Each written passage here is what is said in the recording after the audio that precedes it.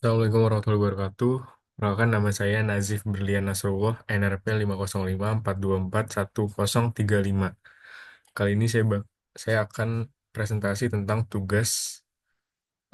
tentang praktikum basis data. Ini soalnya tentang persewaan lapangan Mangga 2. Jadi, ini jawaban praktikum saya di tabel CDM. Oke, di sini saya buat 8 entitas, satu pegawai, 2 clean service, 3 lapangan, 4 tim, 5 penyewa, 6 transaksi, 7 member, dan 8 tingkatan member. Dari yang pertama dulu, di sini cleaning service. Oke, yang pertama ID pegawai, CSXXX karena ketentuan dari soalnya. Di sini saya pakai varchar 6 digit karena CSXXX itu 6 digit. Di sini mandatory artinya dia wajib diisi. Nah, sebelumnya mungkin di sini salah karena saya lupa kasih primary identity karena mungkin buru-buru. Oke, lanjut. Di sini ada nama petugas pakai char 30, nomor telepon petugas varchar 12 karena nomor telepon 12. Pengalaman bekerja pakai integer karena eh, berapa tahun dia lama bekerja. Terus lanjut ke pegawai. Di sini pakai varchar ID pegawai, sorry ini nggak kebaca. ID pegawai itu pakai varchar. Ada formatnya juga, PGXXXX, varchar 6.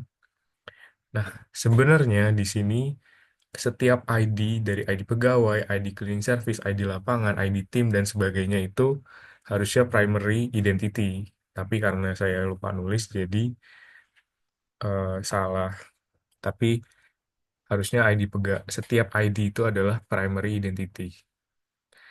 Oke, lanjut. NIK pakai varchar. Di sini 16 karena dia tetap, digitnya tetap. Nama pegawainya pakai char, bisa lebih bisa kurang ya panjangnya. Jenis kelaminnya juga pakai char, umur pegawainya pakai integer. Nomor teleponnya pakai varchar di 12 digit. Terus lanjut ke lapangan. ID lapangannya LXXX sesuai ketentuannya pakai varchar. Nama lapangannya char, alamat lapangannya char, jenis lapangannya char. Luas lapangannya saya di sini pakai float. Harganya juga pakai float karena luas lapangan dan harga sewa bisa saja koma gitu. Terus lanjut eh, ke tim. Di sini ada ID tim sesuai ketentuan TXXX, varchar 6 juga, nama timnya pakai char, jumlah anggotanya pakai integer. Penyewanya di sini juga sama, ID-nya pakai varchar, nama penyewanya char, nomor teleponnya penyewanya varchar. Ini member, ID-nya pakai varchar, NIK-nya pakai varchar, alamatnya pakai char. Tingkat membernya, tingkatan member, ID member ini mungkin, ini nggak kebaca ya. ID kartu, sorry, ID kartu pakai varchar, nama tingkatannya pakai char, biaya pendaftarannya pakai float di sini, karena kan bisa koma. Potongan harganya juga pakai float.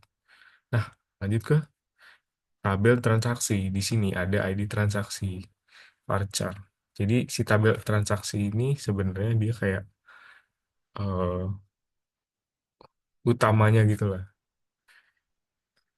Oke, sorry. Lanjut. Tanggal transaksi pakai date, tanggal sewa pakai date juga, waktu mulainya pakai time. Nah, lama sewanya pakai integer. Pembuatan membership boolean, kenapa? Karena dia bisa buat membership atau enggak, bisa yes, bisa no. Total harganya float, bisa koma, metode pembayarannya saya pakai char, kan bisa debit, bisa cash, dan lain-lain ya kalau nggak salah. Potongan harganya saya pakai float. Nah, di sini hubungan antara cleaning service dan lapangan itu many to many, karena banyak lapangan satu lapangan bisa dibersihkan oleh banyak cleaning service, dan cleaning service bisa membersihkan banyak lapangan.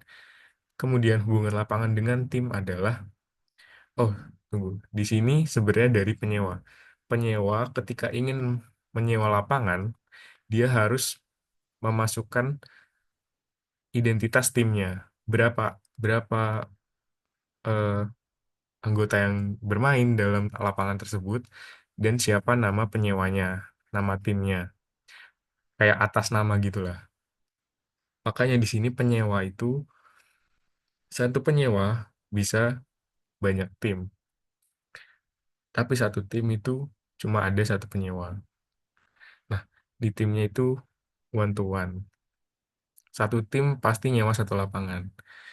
Itu nggak mungkin kan? Satu tim nyewa dua lapangan, mainnya di dua lapangan. Terus di sini setelah dari penyewa tim dan lapangan, kita lanjut ke penyewa dan member dulu deh. Di sini penyewa dan member.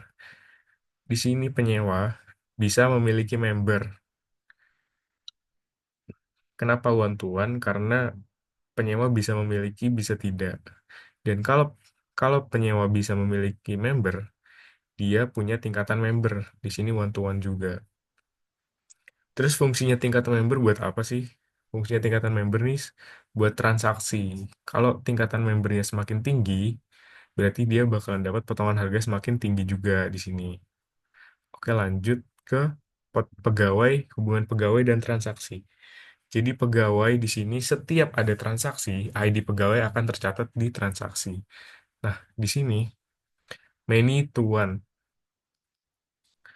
Pegawai bisa menjalankan banyak transaksi dan satu transaksi dihandle sama satu pegawai. Tuh. Nah, dari sini juga nih, satu penyewa itu pasti punya satu transaksi hubungannya. Karena one to one. Di setiap transaksi juga nanti masuk ID penyewanya. Kita lanjut ke tabel CDM yang lebih jelas. Di sini saya buat sama sebenarnya. Ada 8 entitas juga, ada pegawai, clean service, lapangan, tim, penyewa, member, tingkatan member, dan transaksi. Cuma di sini bedanya adalah kita pakai PK, primary key, dan foreign key.